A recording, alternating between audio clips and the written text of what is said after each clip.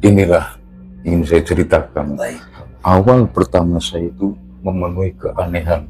Saya melihat sendiri, merasakan sendiri tentang apa yang saya alami. Ini gini, sesampainya saya naik motor dari Bumbun, di sana itu ada orang. Ada suara Iya, perempuan. Ini pelan dia nangis. Udah saya sebenarnya nggak pernah berpikir tentang hal-hal itu. Tapi ini Karena Bapak selalu berpikir rasional. iya, di tengah hutan ada orang. Ketika saya jalan mengarahkan, ini ke teman supir ini, mungkin masih 3 kiloan. Ini suaranya semakin kencang. Suara perempuan menangis. Iya, bahkan ketika sejajar dengan suara itu kencang, nangis. Iya, nangis. Saya, wah, Manusiawi, Pak. pusing, Mulai bingung, takut. manusiawi. Di tengah jalan itu ada ini, Mas. Ini benar. Menggerem itu loh, kayak harimau. Tapi tanpa wujud, Pak. Aduh, itu wujud. Wujud. Iya, makanya, aduh, ini saya mati saya. Pandu Wulung Podcast.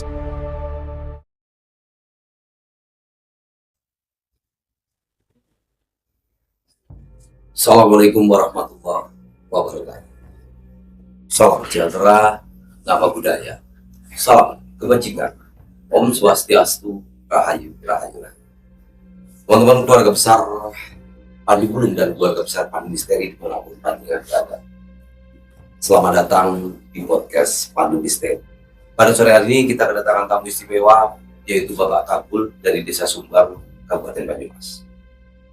Bapak Kabul pada kesempatan hari ini akan menceritakan sebuah kisah yang terjadi pada saat beliau sedang bekerja, kejadian-kejadian yang sangat aneh sekali. Perjalanan misteri yang mungkin selama ini belum pernah terjadi di laskar-laskar Pandu.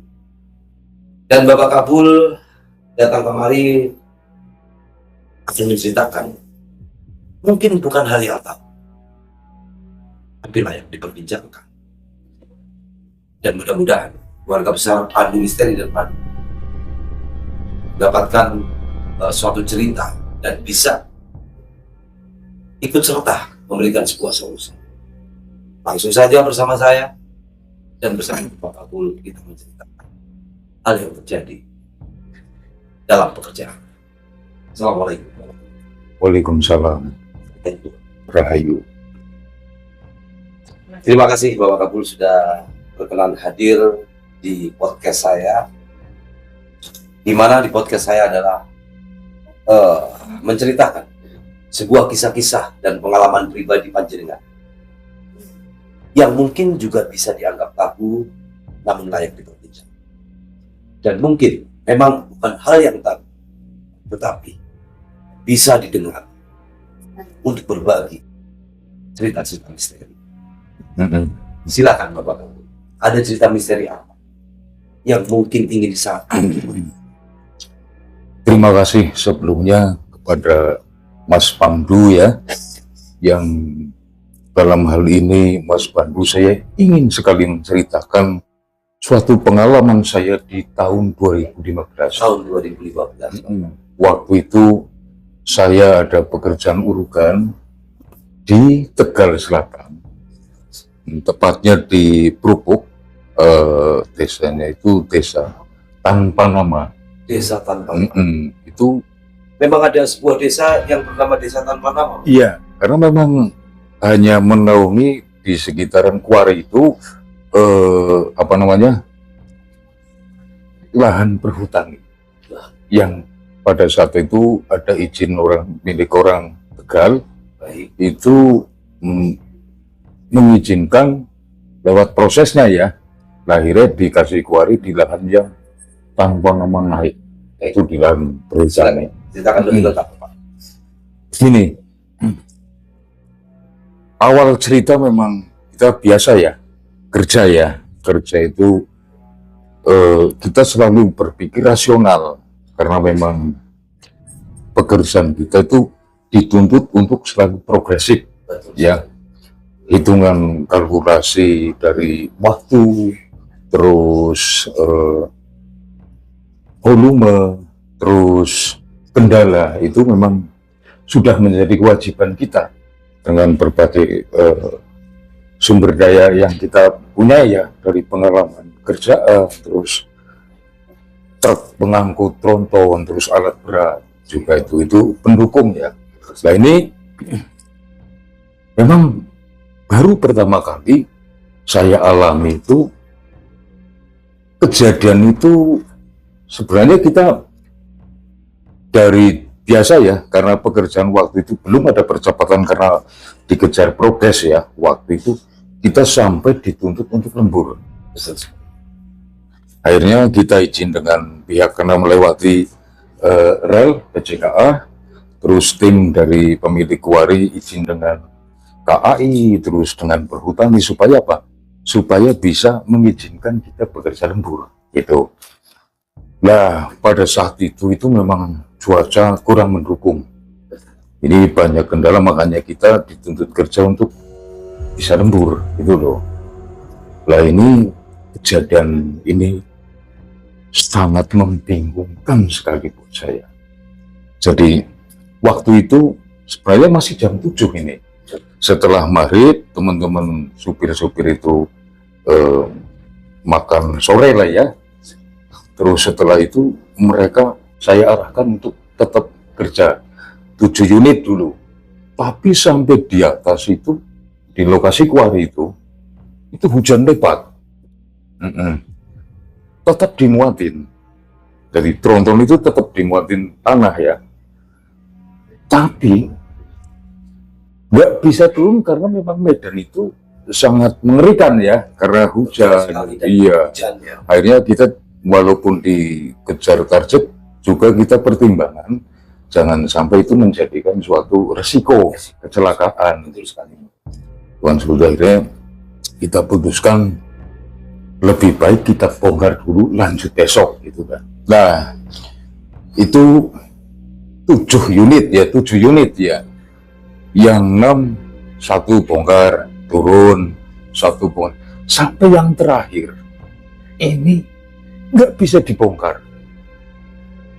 Dan pembongkaran itu di dump truck ya Pak? Iya. Itu biasanya kan cuma pakai hidrolik apa gitu? Iya, hidrolik, pam itu naik Itu ya. nggak bisa naik. Masalahnya gini, kalau itu dipaksakan dibongkar, ini kan roda karena miring. Betul. Kalau dipaksakan dibongkar akan Maka akan guling. guling gitu loh.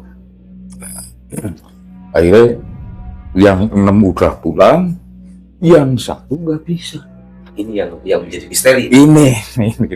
Wah, sampai jam 11 malam saya nggak mampu Pak Kabul, nggak mampu. Sampai jam 12 malam, tolong Pak Kabul, tolong jemput saya, tolong. Jadi jenengan sebagai koordinator. Saya masih di rest area bawah Perupuk itu, karena saya koordinasinya kan tidak langsung ke lokasi ya. Bapak sendiri sebagai apa di lokasi memegang Koordinator kendaraan. Baik, Ya. lanjut.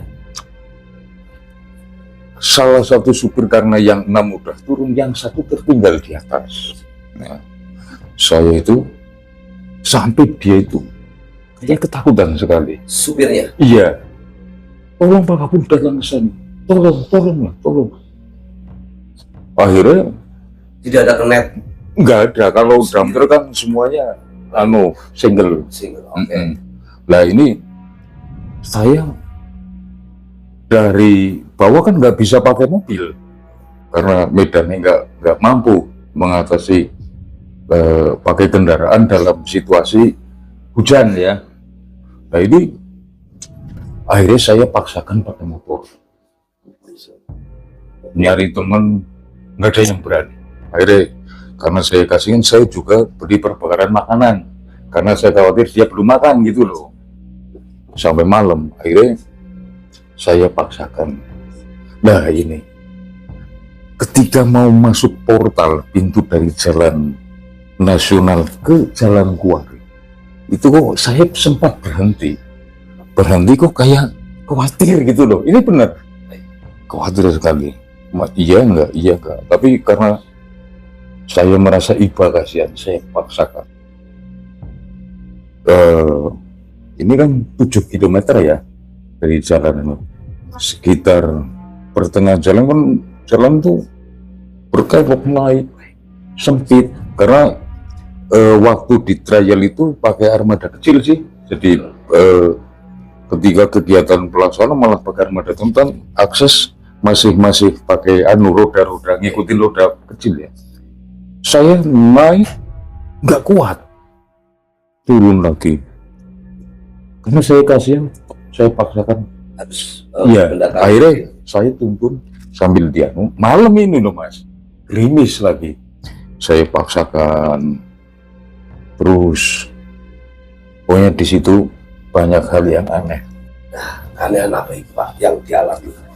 Setelah tadi Bapak bercerita dari 7 truk, masih tersisa 1 truk yang tidak bisa dibongkar.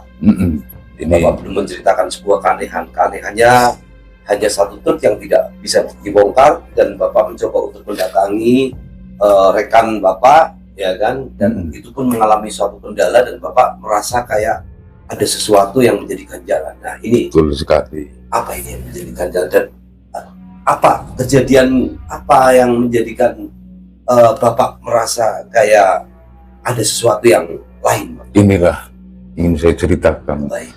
Awal pertama saya itu memenuhi keanehan. Saya melihat sendiri, merasakan sendiri tentang apa yang saya alami. Ini gini, sesampainya saya naik motor dari Tumbun, di sana itu ada orang nangis. Ada suara Suara orang iya, nangis, perempuan. perempuan. Ini pelan dia nangis. Udah saya sebenarnya nggak pernah berpikir tentang hal-hal seperti, tapi ini Karena Bapak selalu berpikir rasional. iya. Nah, ini kok di tengah hutan ada orang. Ketika saya jalan mengarah ke ini ke teman supir ini, mungkin masih 3 kilo. Ini suaranya semakin kencang. Semakin kencang suara perempuan menangis. Iya. Bahkan ketika sejajar dengan suara itu kencang, nangis. Lebih kencang. Iya, nangis. Saya, wah, Manusiawi Pak. pusing, Mulai bingung, takut. udah manusiawi itu ya. Akhirnya saya mencoba tegas kencang. Saya jatuh itu Mas. Saya jatuh. Akhirnya saya sambil ya berdoa semampu saya supaya, karena saya ini bertujuan baik, itu ya. Insya Allah yang nanti saya nggak ada niat jahat sama sekali. Kalaupun itu bukan manusia, tolong saya nggak usah. Dalam proses dari suara tadi nangis saya rada tenang ya, karena saya berdoa seperti itu. Di tengah jalan itu ada ini Mas, ini benar ngerem itu loh, kayak harimau. Tapi tanpa wujud Pak. Aduh, itu wujud. Iya, makanya aduh ini saya mati saya itu. Menurut pandangan Bapak, wah ini adalah harimau yang nyata dan Iya, khawatir menekap. saya mati dah. Tapi Nah, ini kan mundur juga. Nah, saya sering melihat di televisi ketika acara apa ya, lebih baik diam gitu ya. dia Saya coba diam. Ini,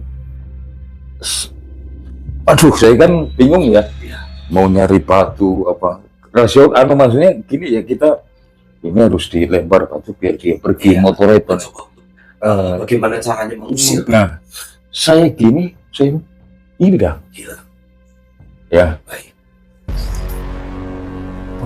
saya mau turun takut, terus Saya paksakan naik karena dia itu si sopir ini, namanya Slamet, orang Semarang. Itu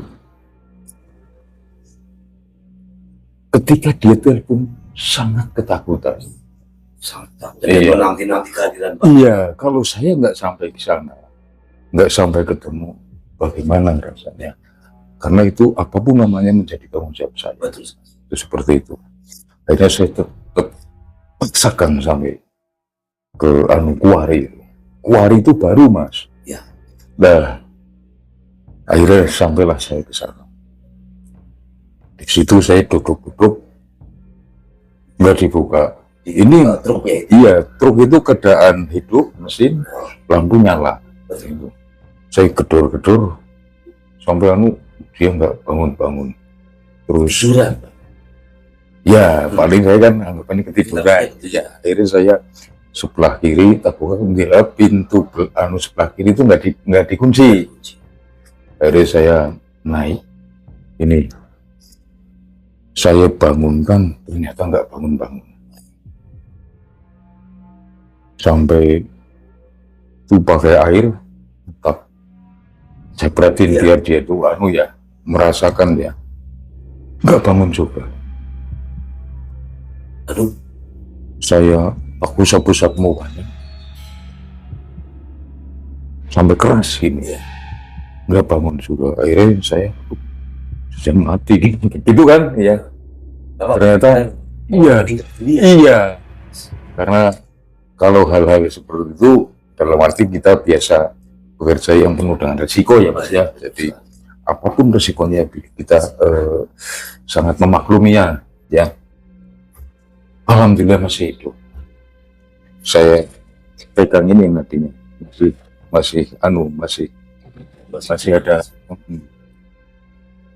masih ada denyutnya ya. Terus Lantas bangun.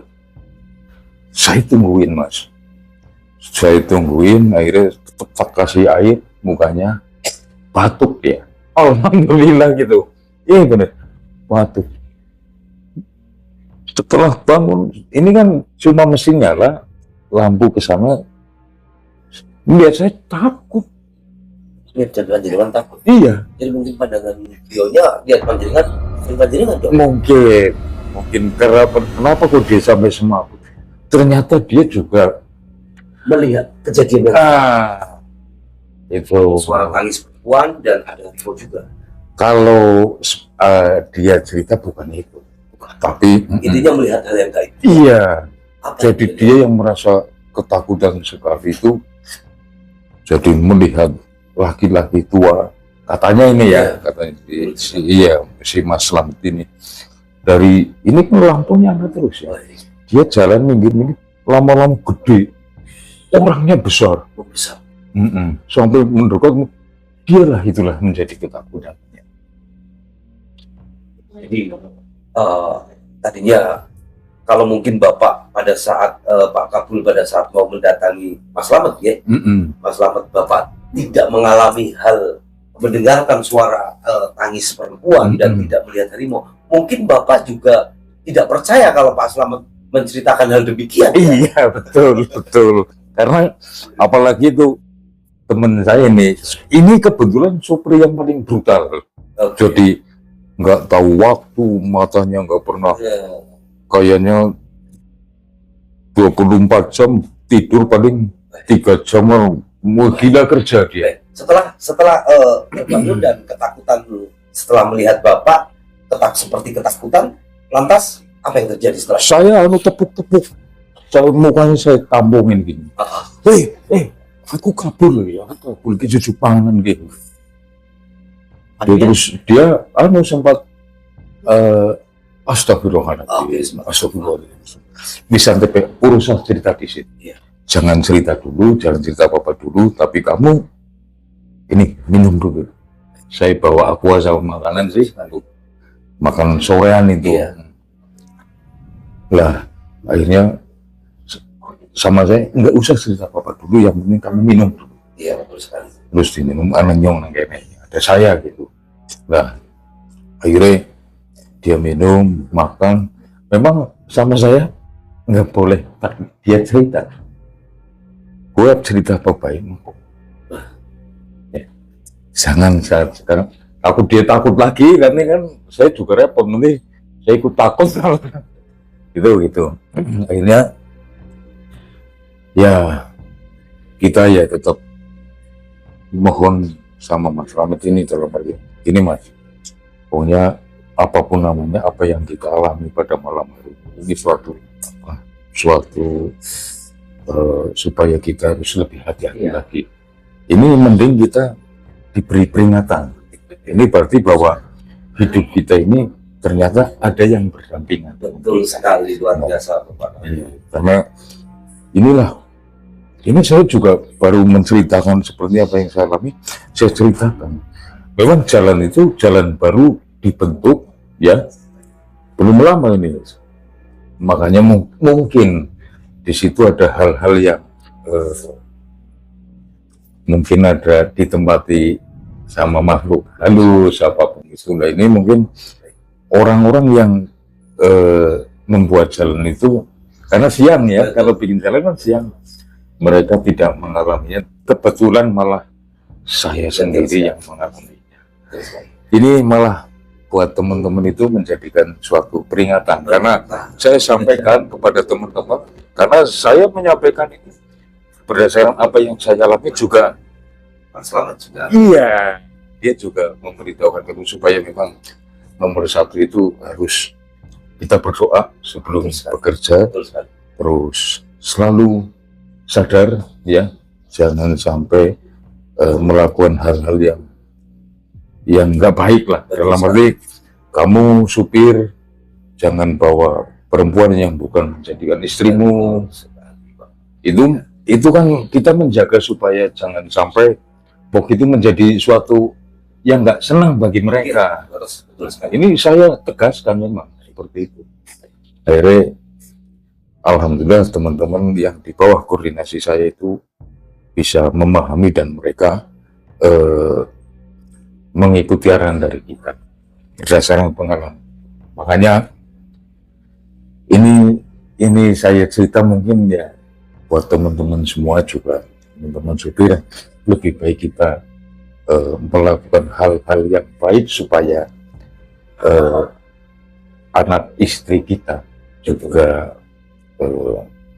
ikut mendapat keberkahan dari apa yang kita kerjakan. Luar biasa sekali teman-teman ya, Bapak Kabul selain beliau menjadi koordinator di lapangan pekerjaan ya, beliau juga, saya mendengarkan dan menganalisa, beliau juga termasuk motivator juga teman-teman ini ya. Jadi beliau setelah kejadian tersebut bercerita kepada teman-teman sesama supir ya, itu untuk tetap ingat dan tetap waspada teman-teman ya, yang terutama berdoa pada Allah Subhanahu wa Ta'ala di setiap melakukan suatu aktivitas, karena segala sesuatu diawali dengan doa, apalagi itu adalah pekerjaan untuk menafkahi anak istri kita, itu nilainya adalah ibadah. Dan kalau ada pun sesuatu yang mengakibatkan kefatalan, itu merupakan nilai jihad teman-teman. Dan alhamdulillah beliau menyarankan kepada para supir agar selalu kita menghargai, menghormati kepada makhluk selain manusia ya. Kalau manusia pasti kita harus menghargai, menghormati. Tapi Allah menciptakan bukan hanya di alam dunia ya, kita hanya berbicara dua alam saja, alam dunia dan alam gaib, dan masih ada alam-alam selanjutnya. Jadi penghuni daripada alam gaib ya teman-teman, adanya jin, setan, para demit, para danyang dan lain sebagainya, itu memang berdampingan sekali dengan manusia dan memang diciptakan, dan itu juga sudah tertuang di dalam Al-Quran. Dan kita diwajibkan untuk saling menghormati saja teman. Jadi seperti itu. Jadi apa yang diceritakan beliau ini merupakan kejadian yang nyata, dan menurut beliau adalah suatu peringatan agar kita lebih waspada dan kita menghargai, menghormati alam, menghargai makhluk sesama ciptaan Tuhan, teman-teman. Dan Pak tadi belum selesai Bapak. Pada saat tadi sudah disadarkan makan dan lain sebagainya, akhirnya bisa turun atau muatannya bisa di apa? Kalau itu nggak bisa dibongkar, karena memang kalau itu teknis ya, karena ini unit roda itu udah amblas sebelah. Jadi kalau dipaksakan justru akan baik, jadi perlu apa namanya di ini ya Pak. Dikawal sama ekskavator itu, dipegangin paket biar dia nggak terguling. Tapi akhirnya bisa nih Pak. Bisa dalam arti paginya gitu. Kejadian misteri yang tadinya Bapak berpikir rasional, Bapak percaya kepada hal-hal gaib sebelum mengalami kejadian, tetapi Bapak selalu berpikir rasional. Tidak mungkin adanya satu penampakan yang wujud. Tetapi setelah perjalanan misteri beliau, ya, bukan sedang melakukan suatu ritual, tetapi perjalanan misteri yang terjadi, adanya suara kuntilanak kalau menurut saya, dan harimau yang ternyata bukan hanya suara saja, itu benar-benar dilihat oleh beliau Bapak Kabul. Akhirnya pemikiran yang tadinya rasional berubah. Bukan berarti Bapak Kabul ini merupakan orang yang mempunyai halusinasi, tidak teman-teman. Karena saya melihat daripada rangkaian cerita beliau mengatakan cara berpikirnya, pola pikirnya rasional. Tapi dengan kejadian seperti ini, beliau menguatkan keimanan beliau bahwa sesuatu yang tidak nampak atau gaib itu benar-benar ada, teman-teman. Dan itu wajib hanya diimani saja, teman-teman. Okay? Dan kita semua wajib untuk berdoa. Dan karena doa ini adalah kekuatan terbesar dalam diri manusia. Kalau kita sudah berdoa, maka kita bentuk ikhtiarnya bagaimana. Asal tidak menyimpang, tentu saja kita selalu akan diridhoi oleh Allah Subhanahu wa Ta'ala. Amin. Baik Bapak, mungkin itu yang Bapak sampaikan. Ini sangat luar biasa sekali, sebuah kisah yang sebenarnya memang bukan tabu, tapi memang sudah layak diperbincangkan. Suatu hal perjalanan misteri yang terjadi, Bapak. Mungkin Bapak akan bercerita ke orang lain, ke teman-teman yang belum pernah mengalami perjalanan seperti Bapak. Mungkin beliau tidak percaya, dikira kita malah mempunyai halusinasi. Tetapi biarkan, karena perjalanan kita masing-masing, yang penting kita tidak pernah menyimpang atau menyebabkan selain Allah Subhanahu wa Ta'ala. Terima kasih Bapak Kabul. Sama-sama. Saya mendoakan panjenengan, Terima kasih. semoga panjenengan panjang umur, sehat dan bermanfaat bagi masyarakat.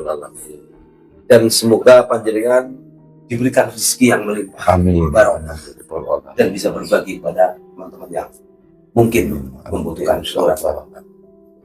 Terima kasih keluarga besar Pan Misteri dan Madu Wulung. Beliau Bapak Kabul sudah menceritakan sebuah kisah misteri yang luar biasa, kejadian yang tidak dipercaya akhirnya menjadi sebuah kenyataan. Dan beliau patut kita akui jempol, dan beliau adalah orang yang besar. Saya atas nama pribadi mengucapkan banyak terima kasih.